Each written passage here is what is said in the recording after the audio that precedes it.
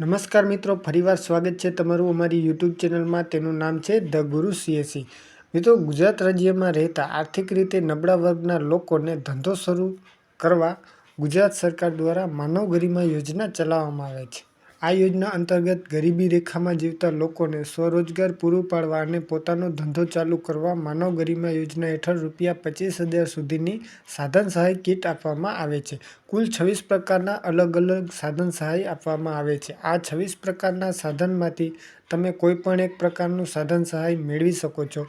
તો આ યોજનાનો લાભ લેવા માટે સૌપ્રથમ તમને આ યોજનાની સંપૂર્ણ માહિતી હોવી જોઈએ, જેમ કે કોણ કોણ અરજી કરી શકે છે, કયા કયા દસ્તાવેજો જોશે, અરજી ક્યારે ચાલુ થશે. તો મિત્રો, આ યોજનાની માહિતી અને આ યોજનાના સંપૂર્ણ પ્રોસેસ આપણે આ એક જ વિડીયોમાં જોઈશું. પણ તે પહેલાં મારી એક વિનંતી છે, વિડીયો ગમે તો લાઈક કરી શેર કરી દેજો અને ચેનલમાં નવા હો તો ચેનલને સબસ્ક્રાઈબ કરી દેજો. તો ચાલો મિત્રો, વિડીયોની શરૂઆત કરીએ.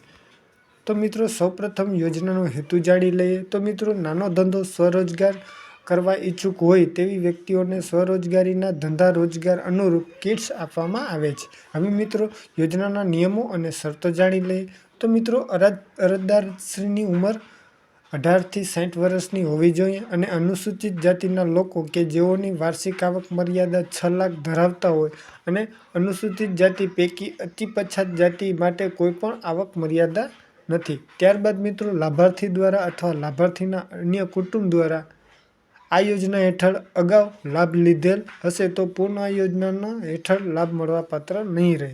આમ કુલ 26 પ્રકારના વ્યવસાય માટે ટૂલ કિટ આપવામાં આવે છે, જેમ કે કડિયાકામ છે, સેન્ટિંગ કામ છે, વાહન સર્વિસ કામ છે, રિપેરિંગ કામ છે, મોચી કામ છે, દરજીકામ છે, ભરતકામ, વિવિધ પ્રકારની ફેરી, પ્લમ્બર, બ્યુટી પાર્લર, ઇલેક્ટ્રિક, ખેતીલક્ષી સુથારી કામ, ધોબી કામ, સાવરણી સુપારા બનાવનાર, દૂધ દહીં વેચનાર, માછલી વેચનાર, પાપડ બનાવનાર, આથરણા બનાવનાર, ગરમ ઠંડા પીણા અલ્પાહાર વેચાણ, પંચર કીટ, ફ્લોર મિલ, મસાલા મિલ, મોબાઈલ રિપેરિંગ, હેર કટિંગ, વાળંદ કામ જેવા ધંધા માટે ટૂલ કિટ આપવામાં આવે છે. હવે મિત્રો, વાત કરી લઈએ રજૂ કરવાના ડોક્યુમેન્ટ વિશે. તો મિત્રો, અરજદારનું આધાર કાર્ડ છે, રેશન કાર્ડ છે, રહેઠાણનો પુરાવો છે. રહેઠાણના પુરાવામાં મિત્રો વીજળી બિલ, લાયસન્સ, ભાડા કરાર, ચૂંટણી કાર્ડ, પ્રોપર્ટી કાર્ડ, જમીનના દસ્તાવો પૈકી કોઈ પણ એક ચાલે.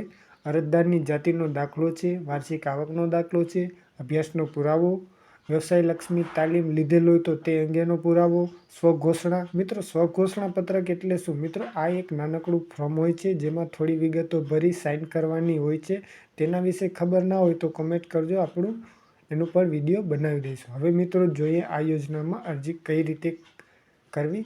તો મિત્રો, આ યોજનામાં અરજી ઓનલાઈન કરવાની રહેશે. ઈ-સમાજ કલ્યાણ ગુજરાત gov.in નામની વેબસાઇટ ઉપર ઓનલાઈન અરજી કરવાની હોય છે. મિત્રો, આ યોજનામાં એવું નથી કે તમે ગમે ત્યારે ફોર્મ ભરી શકો છો.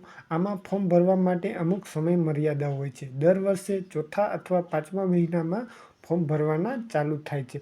તો 1.5 મહિનાના સમયગાળામાં તમે ફોર્મ ભરી શકો છો. અને જ્યારે આ યોજનાના ફોર્મ ચાલુ થશે ત્યારે આ ચેનલમાં વિડીયો મૂકી દઈશું. તો ચેનલને સબસ્ક્રાઈબ કરી રાખજો. અને વોટ્સએપમાં આ બધી માહિતી જોઈતી હોય તો ડિસ્ક્રિપ્શન લિંકમાં વોટ્સએપ ગ્રુપની લિંક છે, તેમાં જોઈન થઈ જવું.